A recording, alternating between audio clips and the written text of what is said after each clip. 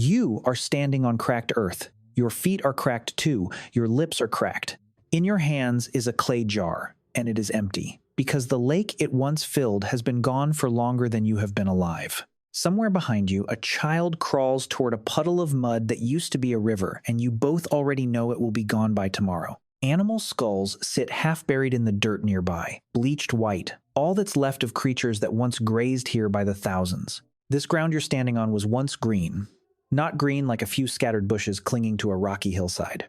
Green like an entire savanna, thick with grass, dotted with herds of wildlife, and cut through by lakes so enormous that a single one of them was roughly the size of modern Germany. And now it's the Sahara, the largest hot desert on the planet. Here's the part almost nobody tells you. This didn't happen once. It happened more than 230 times. And somehow, against every single one of those collapses, your ancestors made it through. So here's the real question, and it's a bigger one than it sounds.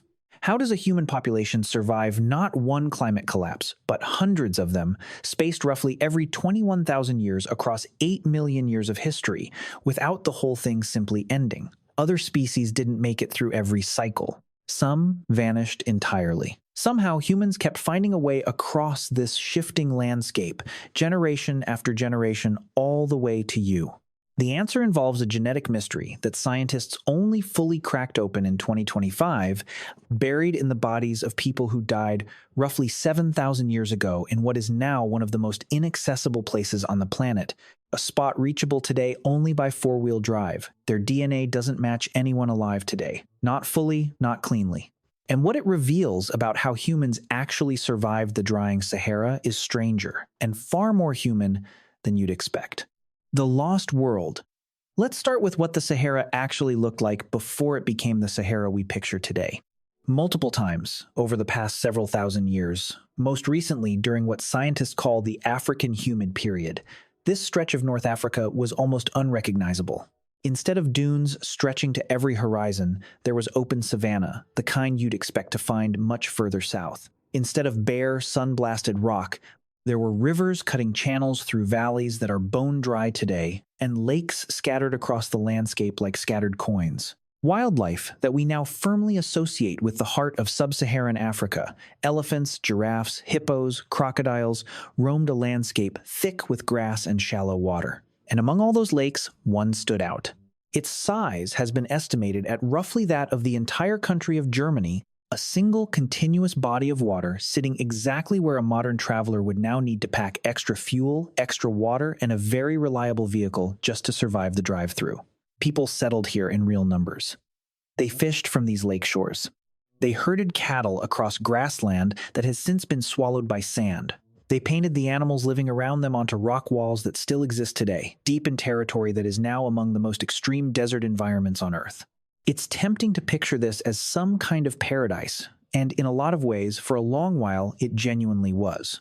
But a paradise built entirely on rainfall patterns comes with an expiration date, and this one had that date written into the physics of the planet itself, encoded in something far bigger than any single human lifetime could perceive.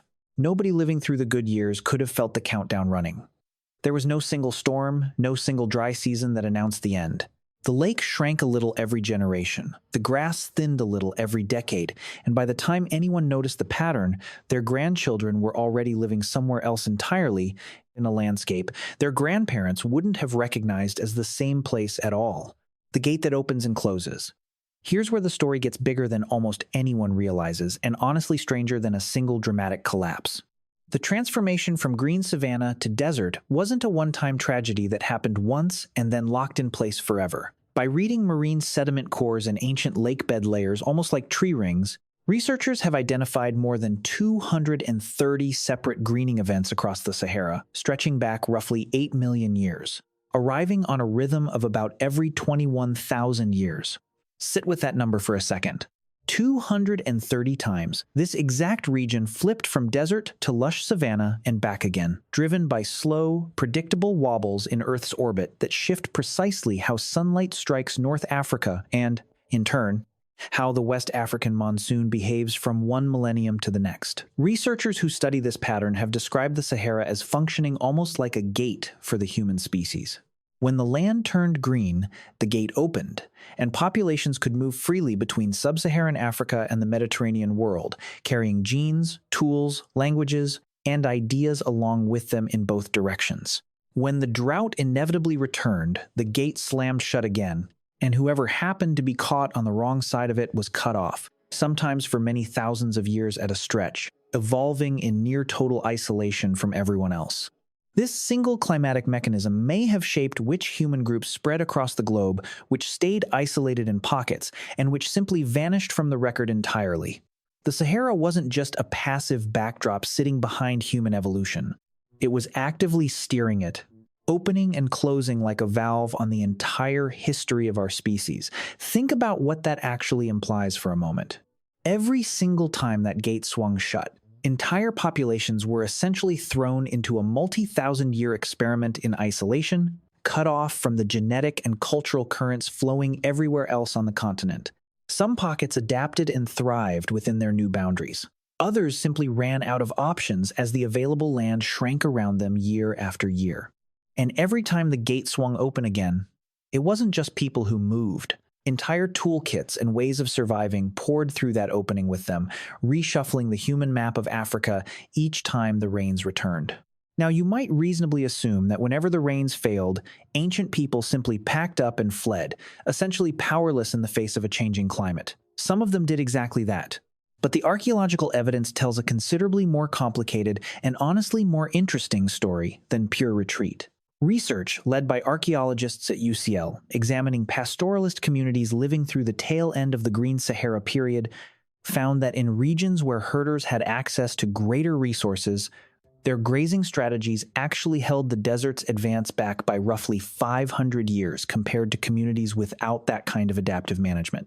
In other words, some of these ancient herders weren't merely surviving desertification as passive victims. They were actively slowing it down, buying their own descendants centuries of extra livable time on land that, by all rights, should have already turned to sand generations earlier. That's a remarkable degree of ecological agency for people who are so often imagined as helpless in front of a changing climate. But here's the twist that turns this into genuinely contested territory in current science. Separate research examining this same transition suggests that in other regions, human activity, particularly overgrazing and the mounting pressure of expanding herds on fragile grassland, may have actively accelerated the shift toward desert rather than delaying it at all. So which version is true? Did ancient humans hold the Sahara together, or did they help tear it apart with their own hands and livestock? The honest, slightly uncomfortable answer is both, depending heavily on region, timing, and local strategy, and scientists studying this are still actively debating exactly where the balance sits. What's undeniable is that ancient people weren't passive bystanders drifting through this story. They were active participants, for better and occasionally for worse, in one of the largest and slowest environmental transformations in the entire span of human history. It's a strange thing to picture, honestly, a herder walking behind a small group of cattle, moving them from one patch of grass to another based on nothing more than generations of accumulated instinct, has no idea they might be part of a 500-year delay in a continental-scale desert's advance. They're just trying to keep their animals fed through the next season. Yet multiplied across enough families and enough decisions made the same careful way that instinct becomes measurable in the geological record thousands of years later. Meanwhile, somewhere else on that same shrinking landscape, a different set of decisions may have quietly pushed the desert forward instead. Neither group knew they were shaping an outcome scientists would still be debating thousands of years after they were gone: the ghost lineage. And this brings us to the discovery that changes the entire shape of this story. In 2025, researchers sequenced full genomes recovered from two naturally mummified individuals found at Takarkori, a rock shelter tucked into what is now remote southwestern Libya, dated to roughly 7,000 years old. What they found buried inside that ancient DNA genuinely stunned the field. These people belonged to a distinct human lineage that had split off from other sub-Saharan African populations somewhere around 50,000 years ago, and then, for tens of thousands of years afterward, essentially stayed put, sealed off from the wider gene pool.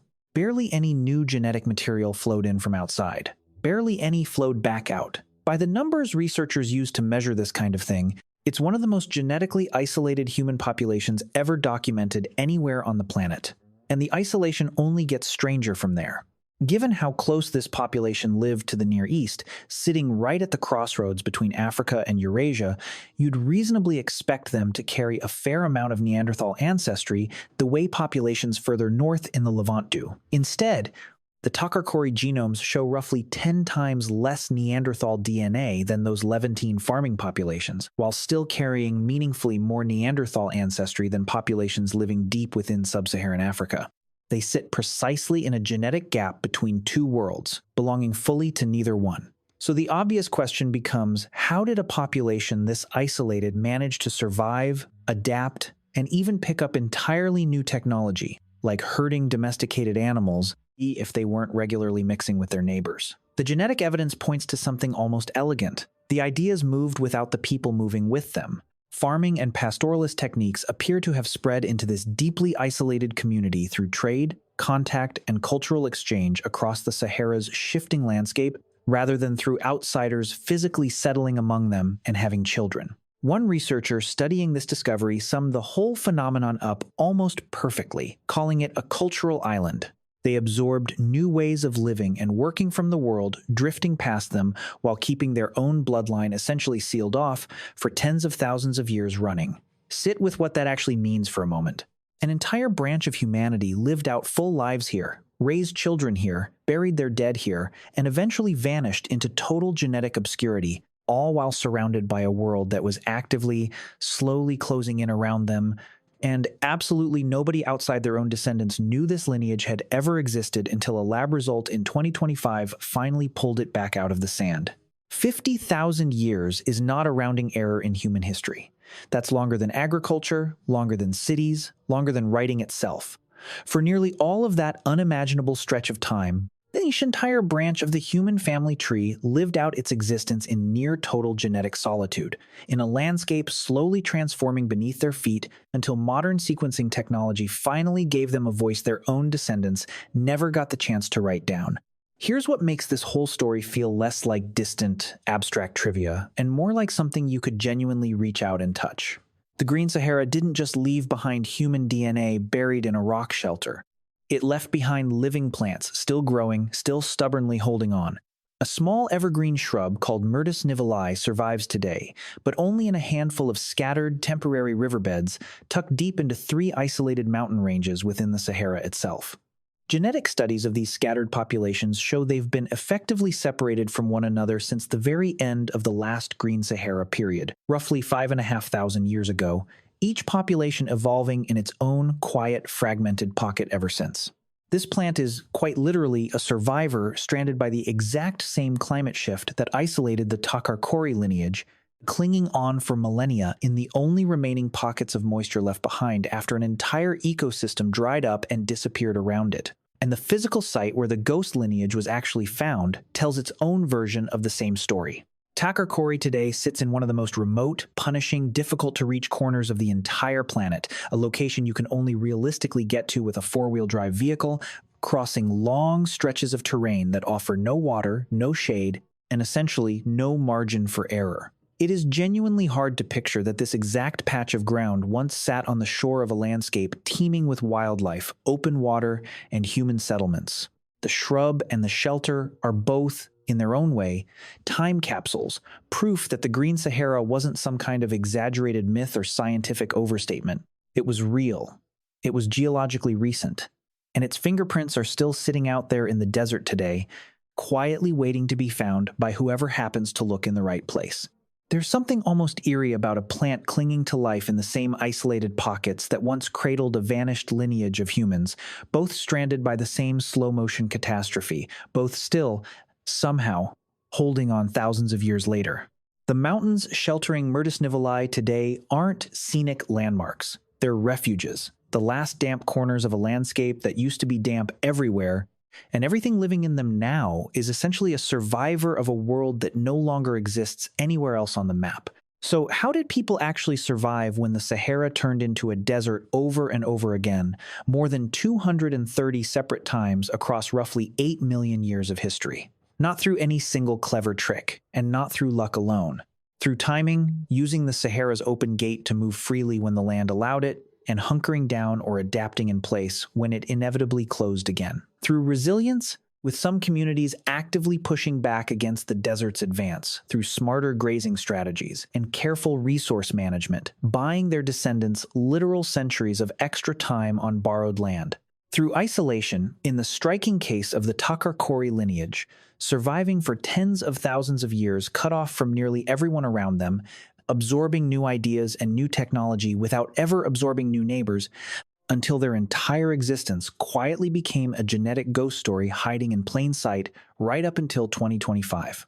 And through sheer stubbornness, watching lakes the size of entire countries slowly evaporate and rivers turn into nothing but memory, and still, somehow, finding a way to stay long enough to raise the next generation. Statistically, you're far more likely to be descended from the people who left when the gate stood open than from the ones who stayed behind and eventually vanished into isolation the way the Takarkori lineage did.